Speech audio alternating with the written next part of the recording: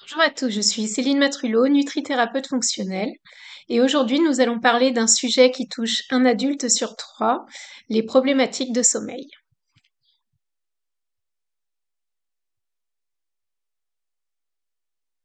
Alors, les fonctions du sommeil. En effet, c'est un sujet qui n'est pas anodin puisque le manque de sommeil peut avoir des répercussions très importantes sur le métabolisme du corps et peut induire aussi des maladies à risque cardiovasculaire, mais aussi d'autres maladies auto-immunes ou des maladies telles que le diabète de type 2 ou le syndrome métabolique. Alors le sommeil a de nombreuses fonctions. Je vais en évoquer quelques-unes. Durant la phase de sommeil, il y a une régulation de la pression artérielle qui se fait.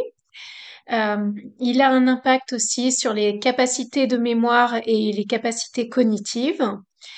C'est durant la phase de sommeil que se fait la majeure partie de la restauration cellulaire et donc de la lutte contre le vieillissement, de tout ce qui est processus antioxydants. Euh, c'est aussi pendant la phase de sommeil que le système immunitaire se restaure et fonctionne à plein gaz.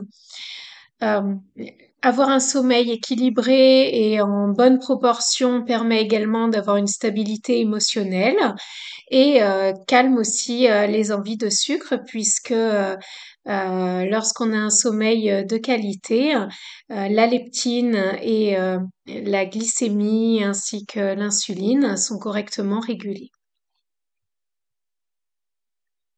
Le mécanisme du sommeil peut se diviser en trois phases. La phase d'induction qui correspond à la phase d'endormissement et pré-endormissement, hein, tout ce qu'on peut mettre en place avant la phase d'endormissement pour avoir un sommeil de qualité profond et durable.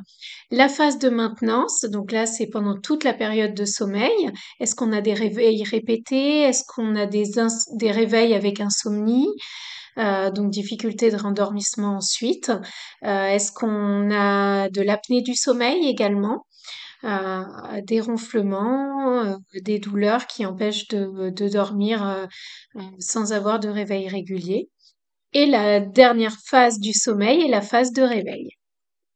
Donc on va parler principalement des deux premières phases. Vous verrez pourquoi la troisième phase est moins importante. Enfin, c'est moins le sujet d'aujourd'hui. Donc la phase d'induction, c'est la phase de pré-sommeil où on va induire le sommeil. Donc on va préparer notre corps à s'endormir. Et donc pour s'endormir, en fait, tout un mécanisme va être mis en place. Et c'est un mécanisme principalement hormonal. Donc les catécholamines, qu'est-ce que c'est? Les catécholamines, c'est tout ce qui est dopamine, adrénaline, noradrénaline. Ce sont les hormones qui vont augmenter de manière exponentielle lors de la phase de réveil, puisque ce sont les hormones boosters, les hormones qui nous donnent l'énergie, les hormones qui nous donnent envie de faire des activités, envie de vivre notre journée. Donc ces hormones-là, elles vont devoir baisser au maximum en fin de journée pour que la mélatonine, qui est l'hormone du sommeil, qui va induire le sommeil, puisse augmenter. Voilà, ce sont des hormones qui sont en compétition. C'est-à-dire qu'on ne peut pas avoir des catécholamines en excès et la mélatonine en excès. Ça fonctionne pas comme ça. Donc, si on fait par exemple du sport 1 heure avant de dormir, qu'on se dépense à fond, on utilise au maximum la dopamine, l'adrénaline, aussi la noradrénaline, on peut pas induire correctement la mélatonine. Pareil, si on est très stressé, on a une phase de stress, une dispute, on apprend une nouvelle difficile, etc., la mélatonine va se retrouver bloquée. Donc, il existe quelques conseils pour induire la diminution des catécholamines et l'augmentation de la mélatonine. Donc, par exemple, se calmer avant de dormir. Si on a un cerveau hyperactif, noter toutes les tâches qui nous viennent en tête, tout ce qu'on va devoir faire demain, toutes nos pensées sur un papier, histoire de s'en libérer. On peut aussi utiliser la notation des choses positives qui nous sont arrivées dans la journée. Ça permet au cerveau d'imprimer des choses positives et de mettre de côté les aspects plus négatifs de nos pensées. On peut pratiquer la méditation pour ceux à qui ça plaît et ça calme. On peut écouter de la musique calme, voilà, vraiment essayer d'être dans une ambiance la plus sereine possible avant de dormir. Donc, il est fortement conseillé de diminuer au maximum les écrans qui produisent de la lumière bleue le soir, puisque la lumière bleue, on va le voir après, va bloquer la production de mélatonine dans la glande pinéale. Voilà, on évite de consulter les emails, répondre aux emails à outrance, etc. Le sport, j'en ai parlé juste avant. Utiliser l'alcool. Alors, de nombreuses personnes utilisent l'alcool euh, pour se détendre. Et donc, après la consommation d'alcool, on ressent dans le corps un phénomène de calme, de détente, de sérénité. Malheureusement, l'alcool diminue aussi la production de mélatonine. Donc, c'est pas favorable. Donc, comme je vous disais tout à l'heure, l'hormone clé du sommeil, qui va agir durant les deux phases, hein, la phase d'induction et la phase de maintenance, c'est la mélatonine. La glande pinéale, donc qui est située dans le cerveau, est stimulée par la lumière.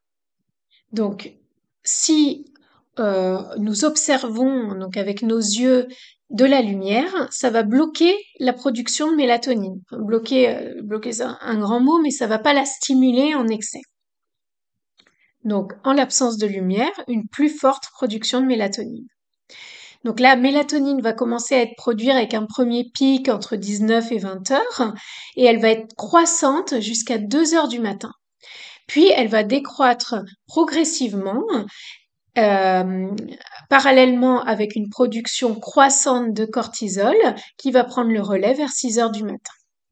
Donc la mélatonine va être synthétisée dans la glande pinéale par la rétine, mais également, donc ça c'est que 5% en fait de la production de mélatonine dans tout le corps, dans les cellules de la moelle osseuse, dans les lymphocytes, dans les cellules épithéliales. On va voir après que la mélatonine a bien d'autres fonctions que l'induction du sommeil.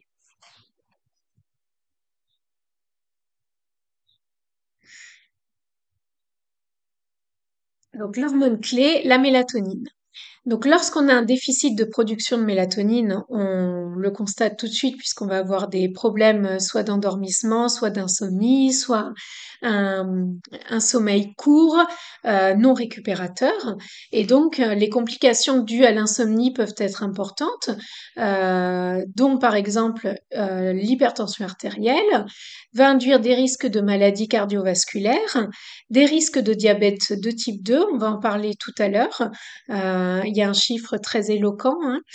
Euh, un système immunitaire déficient, donc plus faible, hein. Les personnes qui dorment moins que le minimum nécessaire ont 4 fois plus de risques d'attraper un rhume, par exemple. Et des complications psychologiques avec une faible performance, une faible mémoire, un temps de réaction ralenti et des risques de dépression. Mais un déficit en mélatonine va aussi avoir des répercussions, par exemple, sur la glycémie. La glycémie dépend, entre autres, hein, de l'expression de quelques gènes, dont celui codant un récepteur MT2 de la mélatonine. Donc ce récepteur MT2, il se trouve dans la rétine, dans le nerf optique, mais aussi dans les cellules du pancréas et qui sécrètent l'insuline. La mélatonine régule la sécrétion de leptine la nuit et diminue ses concentrations. Donc, en l'absence de mélatonine, la glycémie est moins régulée, la leptine également, et donc vont s'en suivre des envies de sucre, des faims répétées, une absence euh, de satiété la journée, et donc forcément de la prise de poids.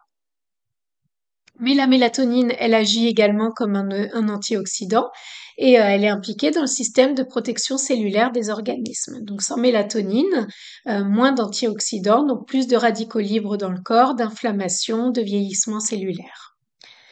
Associée aussi au calcium, la mélatonine aide la réponse immunitaire des lymphocytes T, donc très importante dans l'immunité. Il faut savoir également que la prise de bêta-bloquants diminue la sécrétion nocturne de mélatonine. Donc très souvent, on retrouve chez nos patients qui prennent des bêta-bloquants des insomnies, des difficultés d'endormissement, etc. Il y a même eu des études qui ont conforté ces hypothèses, dont une étude de 3 semaines sur des patients qui ont de l'hypertension artérielle. Ils ont reçu donc des bêta-bloquants et ça a montré euh, qu'ils avaient des problématiques de sommeil. On leur a associé un traitement à base de mélatonine et ça a largement amélioré la qualité de leur sommeil et surtout la durée de la phase 2 du sommeil. On associe aussi souvent la prise de mélatonine aux patients qui ont la maladie d'Alzheimer, parce qu'ils ont souvent des problématiques de sommeil, et celle-ci aussi permet d'améliorer les troubles du cycle du sommeil en agissant comme inducteur du sommeil, mais aussi comme facteur d'allongement de la durée de celui-ci. Donc, ils dorment plus longtemps. Donc, si on s'arrête sur les carences en sommeil et le lien avec la prise de poids, on s'aperçoit qu'une carence en sommeil provoque des fluctuations hormonales qui augmentent la gréline, qui se situe également, la production se situe dans le cerveau, et qui permet d'induire la leptine, qui permet au corps de réguler son énergie et la satiété. En l'absence de leptine, on perd la sensation de satiété et donc on vit dans on a toujours l'impression d'avoir envie de manger, envie de se restaurer. Et donc, en l'absence de sommeil, l'hormone qui prend le relais pour maintenir éveillé, c'est le cortisol, comme je vous l'ai expliqué tout à l'heure. Quand la mélatonine diminue, le cortisol prend le relais et augmente. Et l'excès de cortisol va augmenter et va stimuler l'appétit. Et va stimuler aussi des dérèglements de l'insuline et donc des prises de poids. Donc le chiffre éloquent dont je voulais vous parler tout à l'heure, c'est que des nuits de moins de 6 heures de sommeil augmenteraient le diabète de type 2 de quasi 30%. Donc c'est juste énorme en fait.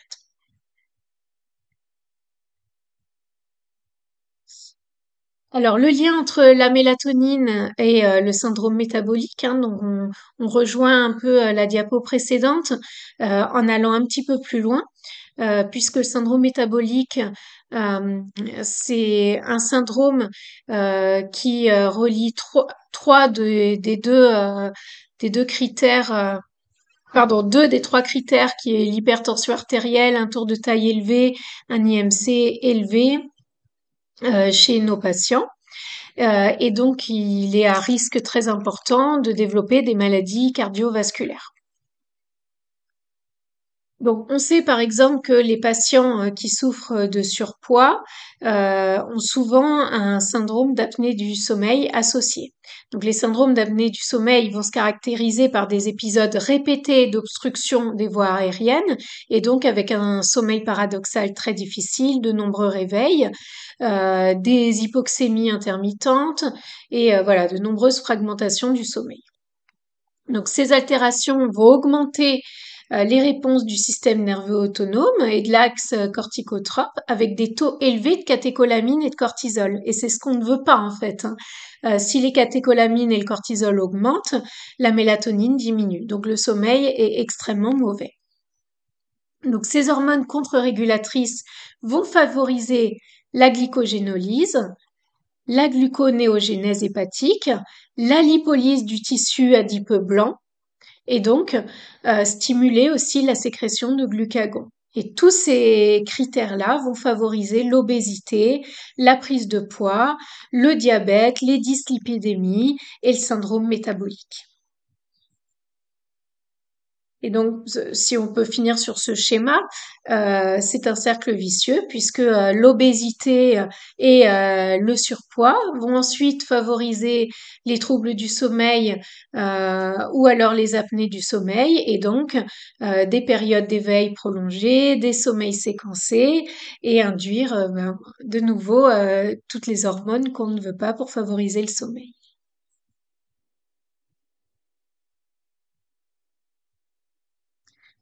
Donc nous, on considère, les nutrithérapeutes, que le déficit en mélatonine, forcément est une urgence vitale, comme on peut le voir précédemment, et qu'il faut absolument traiter ça de manière rapide et correctement avec des doses efficaces dès le départ.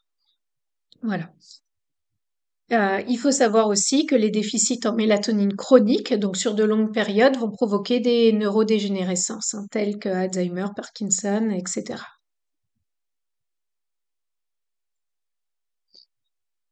Alors, une petite parenthèse sur le magnésium, hein.